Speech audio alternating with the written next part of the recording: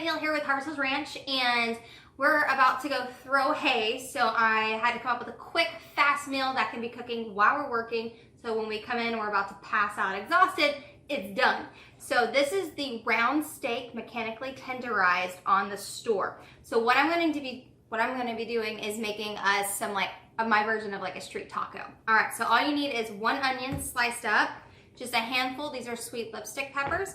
I'm gonna get these chopped up, get them in 3 tablespoons of olive oil in my Instapot, and go ahead and let them start caramelizing.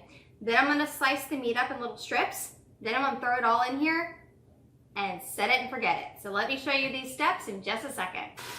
All right, guys, so I have the 3 tablespoons of olive oil and the onions and the peppers, so I'm just sauteing this right now. So once these get caramelized, I'll be done with that. And I've already sliced up my meat into little cubes. So this is actually the cut that you traditionally use with chicken fried steak, but this one I'm just gonna make a street taco version of it. I'm gonna be using the Carnata's slow cooker recipe seasoning spice, but you can use any taco seasoning spice, any type of a Spanish or Mexican type spice that's your favorite with this. So it's very versatile and super easy. So I'm going to show you what it looks like caramelized, and then we'll get all the ingredients in, and I'll turn this bad boy on. Alright guys, it is all caramelized. As you can see, they are browned, but they are not burnt. What I'm going to do from here is I'm just going to take our meat strips and just throw them in here. I'll take our seasoning pack, dump it in, add a 1/2 cup of water, and I'm done. So I'm just going to go ahead and stir this in with the olive oil that's in here right now.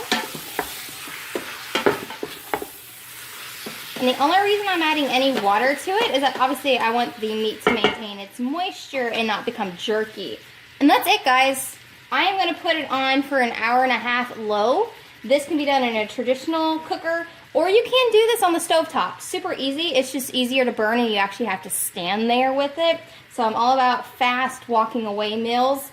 I have my siete tortillas defrosting right now. I'll make some homemade guacamole with a little lime.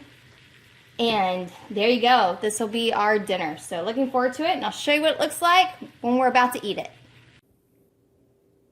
All right, guys. I took it out of the Instapot. And it just falls apart. Cannot wait. So you can see the peppers.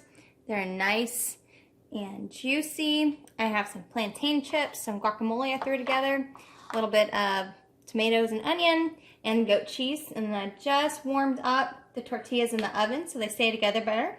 And all I'm going to do is we'll drain out the meat, put them on our tortillas, street taco style, and get to it. So anyway, guys, thanks for joining me in my kitchen, and bon appetit. It's time to eat.